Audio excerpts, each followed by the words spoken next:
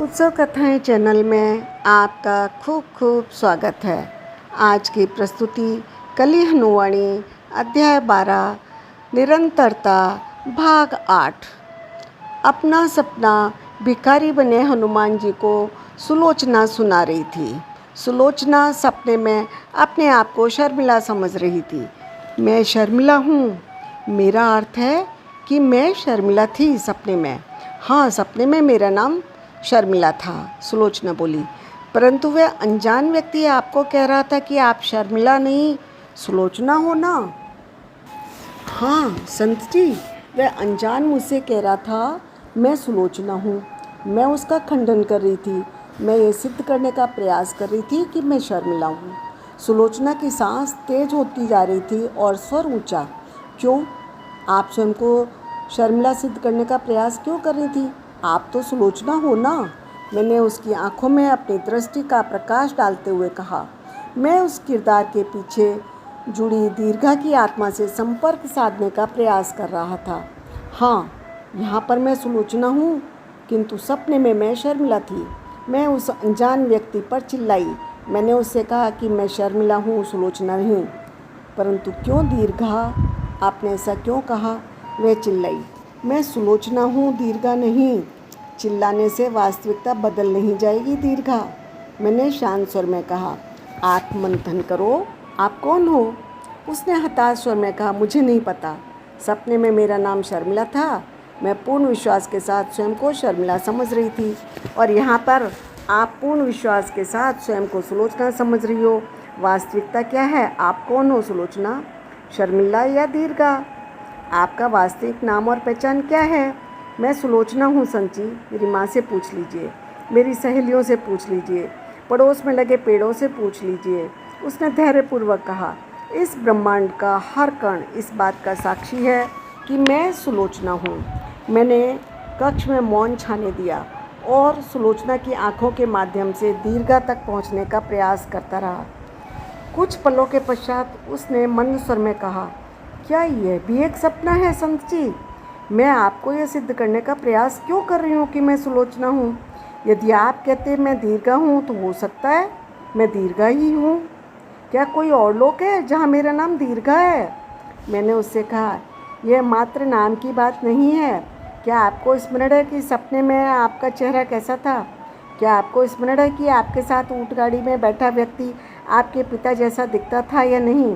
क्या आपको चेहरे स्मरण हैं? स्वप्न में कोई दर्पण तो था नहीं संत जी। मुझे कैसे पता चलता है मेरा चेहरा कैसा था? उसने तर्क दिया। चेहरा नहीं सही, क्या आपने अपने हाथ देखे? आपने अपना समग्र व्यक्तित्व देखा? क्या आपका स्वप्न का व्यक्तित्व वैसा ही था जैसा यहाँ पर है? मैंने पूछा। अब जब मैं इस बारे में विचार कर रही हूँ तो ध्यान आ रहा है कि सपने में जो मेरे पिता थे वो मेरे पिता जैसे नहीं थे, किंतु मैं वहाँ पर आश्वस्त थी कि ये मेरे पिता ही थे। मुझे इसमें कुछ भी विचित्र नहीं लगा। ऐसा क्यों? उसने पूछा। भले ही स्वप्न में आपने शर्मिला नाम की बकरी का किरदार धारण किया हो, आप वहाँ पर पूर्ण आश्वस्त रहोगी कि बकरी की माँ आपकी माँ है और बकरी के पिता आपके पिता हैं। बकरी के जीवन में आपको तब तक कुछ भी विचित्र नहीं लगेगा जब तक कि आप बकरी के किरदार में हैं। मैंने उसे समझाया। तो क्या मेरा स्वप्न मेरे किरदार पूरी तरह से भिन्न था संत जी? उसने आश्चर्य से पूछा। बिल्कुल, मैंने कहा। ये किरदार नहीं अपितु कई किरदार। जब आत्मा स्वप्न लोक में होती है तो बड़ी तेज़ी से अपने किरदार बदलती है।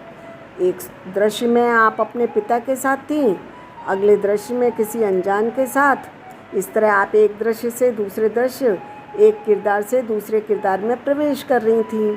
मुझे बहुत भय लग रहा है संत जी। क्या मैं अभी भी सपने में हूँ?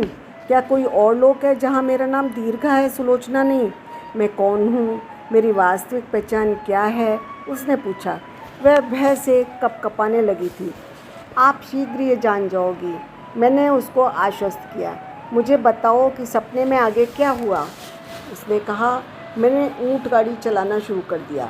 यह सब बेतुका है। मैं तो ये भी नहीं जानती नकेल कैसे पकड़ते हैं।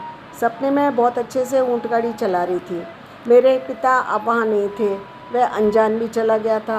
अब गाड़ी में कई बच्चे थे, वे सभी प्रसन्न थे। मैं उन्हें एक वार्षिक मेले में ले जा रही थी। आपके पिता अचानक कहाँ लुप्त हो गए और वह अनजान कहाँ चला गया? ऊँट गाड़ी में बच्चे कहाँ से आ गए? ऊँट गाड़ी के यात्री अचानक कैसे बदल गए? मैंने पूछा। मैं नहीं जानती संची, उसने उत्तर दिया। यह एक सपना था। सपनों में निरंतरता नहीं होती है, यही कारण है कि उन्हें सपना कहा जाता है। यहाँ मानवलोक में निरंतरता है। मानवलोक की पहचान ही मेरी वास्तविक पहचान है। मैं सुलोचना हूँ। मुझे बस उस शर्मिला सुलोचना के भ्रम को भुला देने दीजिए। यह भ्रम एक विचित्र सपने का भाग मात्र था। मैंने कहा, किंतु जब आप सपना देख रही थी तो सपने में भी सब कुछ वास्तविक लग रहा था। आप यदि किसी अन्य लोक में पहुँच जाओगी तो मानव